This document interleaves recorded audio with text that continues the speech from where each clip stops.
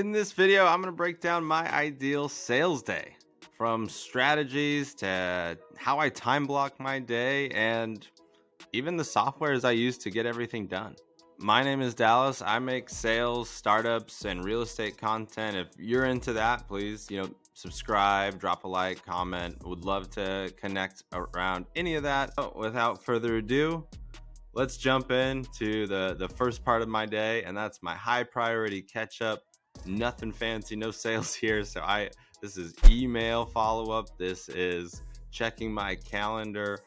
This is also the first social post of the day. So I play between a lot of different socials. So sometimes I'm posting more on Twitter. Sometimes I'm posting more on LinkedIn. Other times I'm really focused on video. But nonetheless, from 7 to 8 a.m., I am just focused on returning your emails, making sure I'm caught up. The softwares I'm using in this time frame are good old HubSpot, Buffer for the social posting, and then last but not least, what ties in this time block is Google Calendar. Making sure that I know what I'm doing the rest of the day. It really affects too how I go about the next parts of my day. But again, this is my ideal B2B sales day. So from 7 to 8, it's all that high priority stuff, social posting, email follow-up, all of that. Make sure I get it done before I start my actual sales activities, which brings us to the 8 a.m. to 10 a.m. block where I am prospecting. For me, company intent, contact intent are the two most important strategies that I'm considering. So I'm making sure that I can find people that have potentially both. Either company is a good fit and they're the right person. They're the right person to talk to.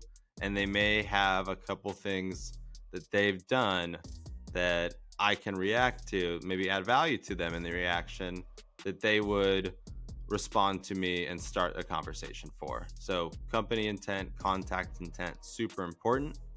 And the softwares that are the best in the business for both of these are ZoomInfo and LinkedIn Sales Navigator. You can use them both basically at the same time by having the ZoomInfo extension overlaid your Sales Navigator while you're doing the filters.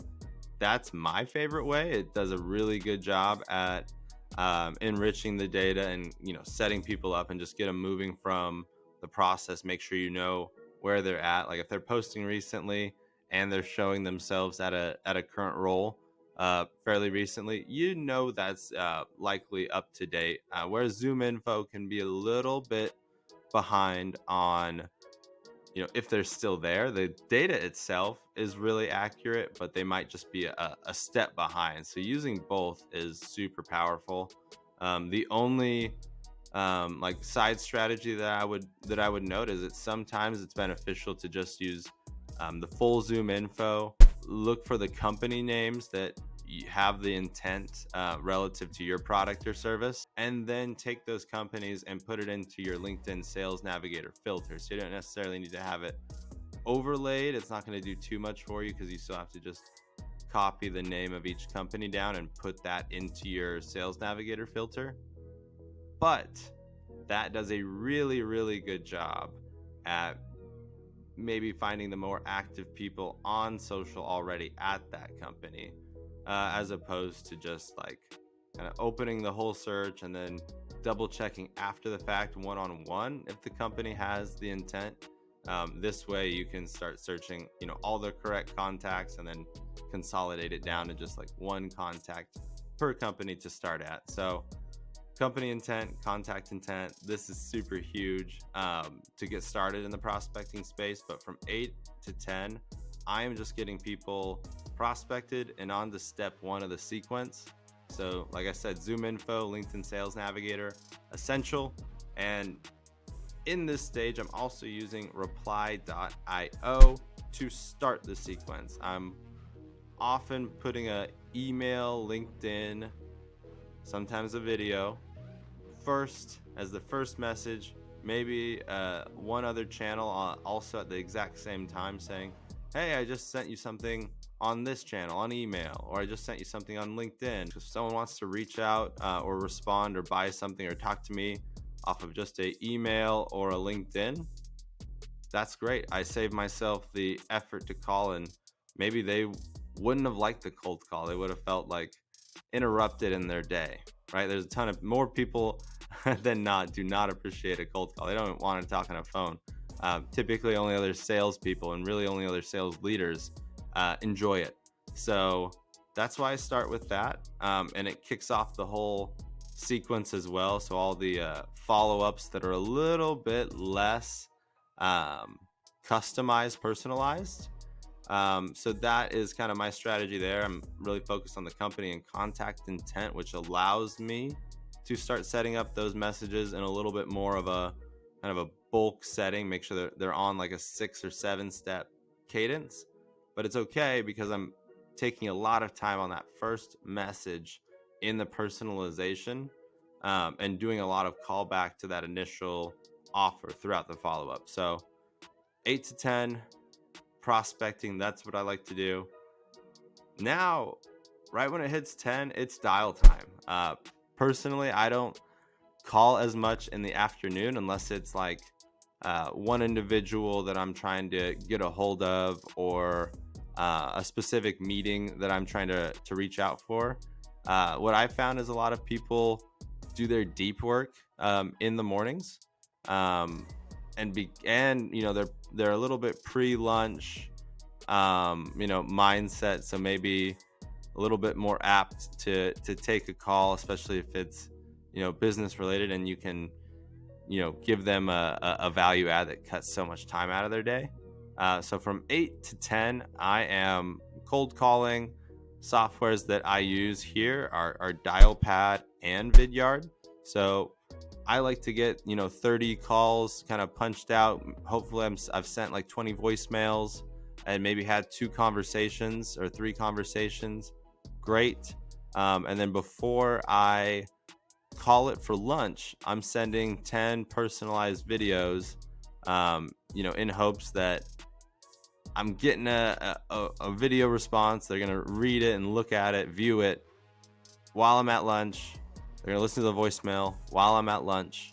And at this moment, right, they've already gotten a LinkedIn and an email, potentially with kind of the nuts and bolts of the offer, of everything we're doing. And then they've gotten that voice personalization or video personalization, depending on what they received. On top of all that, before noon, spaced out, personalized for them. This is kind of your highest odds moment to get that response. And I'm from 12 to 12:30 just doing a quick lunch. Then I'm coming back 12:30 to 3:30 is all meetings and meeting prep. I'm hopefully getting some responses as well, and booking during this time in between. But hopefully I've already done all this days and days before, so that I've already set myself up with a few meetings, and maybe I've done some preliminary research, but I find it best to 5-10 minutes before, if I'm already giving myself that leeway.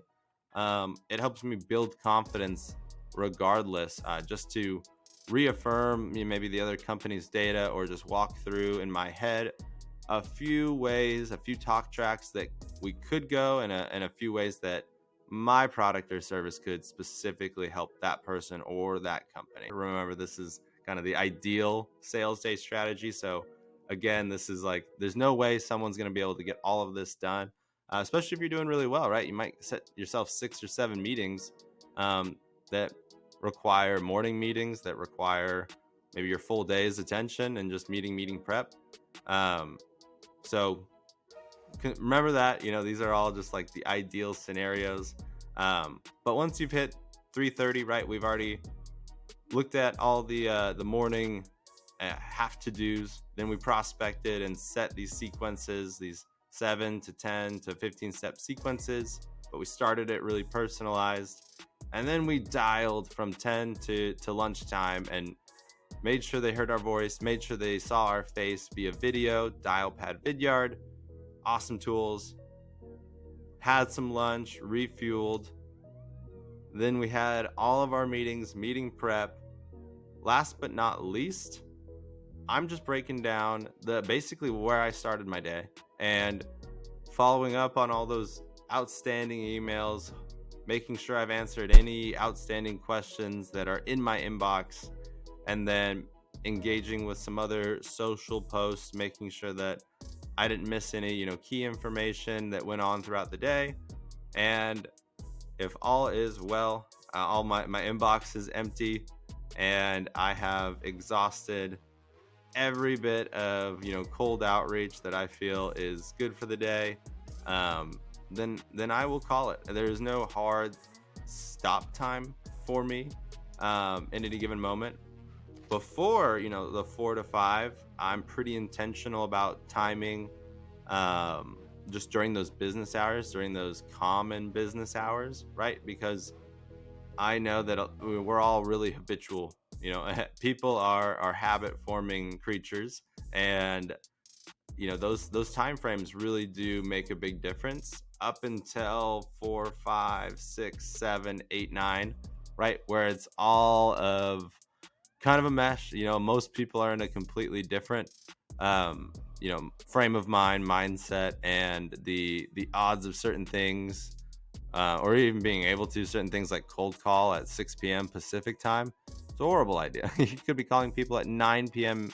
in New York, and they're not going to have that. You're not going to be able to call that person again, likely, if you do that. So for me, really, intentional from 7 to probably 4, even 3:30, and then from there, it's catch up, it's clean up, just like I started my day.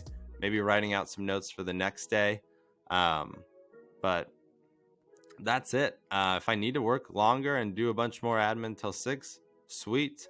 If I don't need to, that's also fine. Either way, I hope if you were an entry-level sales development rep watching this video, you were able to pull something, whether it be software, strategy, or just mindset, timing thing.